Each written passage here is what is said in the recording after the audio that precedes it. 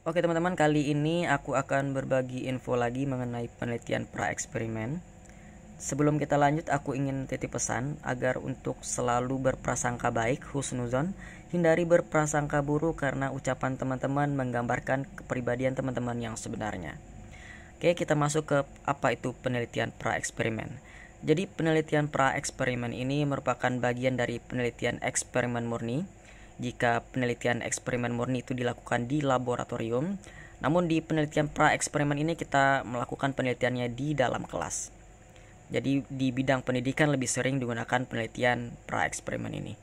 Jadi kata Sugiono, itu penelitian pra-eksperimen merupakan penelitian yang belum sungguh-sungguh. Kalau saya menyebutnya itu penelitian main-main, penelitian pura-pura. Kenapa begitu?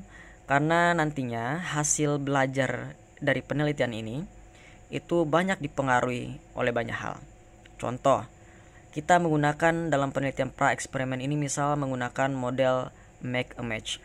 Nah, hasil belajar dari menggunakan model make a match ini ternyata tidak hanya dipengaruhi oleh model itu sendiri, namun juga dipengaruhi oleh variabel luar yang ikut mempengaruhi. Contoh, kondisi kelas, kemudian kondisi guru, kondisi fisik siswa, kenyamanan siswa di kelas, keadaan orang tua, kemudian keadaan ekonomi, banyak hal yang mempengaruhi sehingga hasil belajar pada penelitian itu sedemikian hasilnya.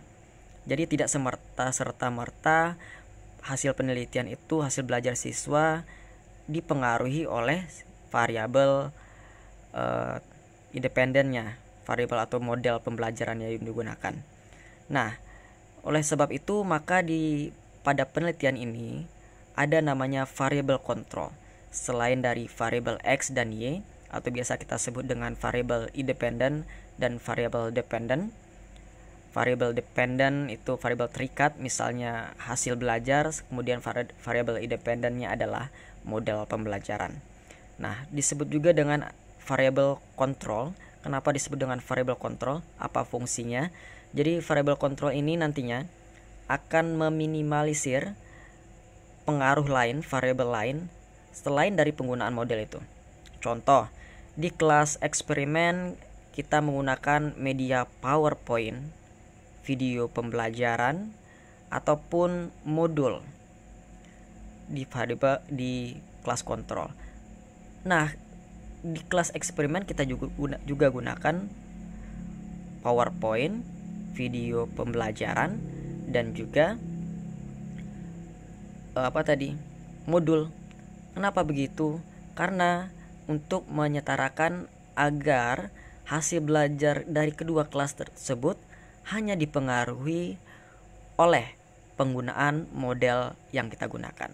Walaupun di luar sana banyak sekali hal-hal yang mempengaruhi hasil belajar itu. Bisa jadi kan tadi saya sebut, misalnya siswa tersebut di rumah ada kondisi yang tidak menyenangkan bagi dirinya. Misalnya ada masalah-masalah keluarga, kemudian masalah ekonomi, kemudian tiba di sekolah, di kelasnya ternyata kelasnya tidak nyaman, pengap. Ini juga akan mempengaruhi hasil belajar siswa. Jadi banyak sekali mempengaruhi, maka disebut dengan penelitian pra-eksperimen. Karena ini penelitian dilakukan di kelas. Yang diteliti itu adalah manusia. Karena manusia yang diteliti, maka banyak sekali faktor-faktor yang mempengaruhi hasil belajar itu. Karena manusia ini sangat sulit untuk dikontrol. Makanya digunakan variabel kontrol agar meminimalisir pengaruh luar dalam pembentukan hasil belajar nantinya. Nah, jadi begitu teman-teman. Mungkin itu saja, terima kasih untuk sesi kali ini.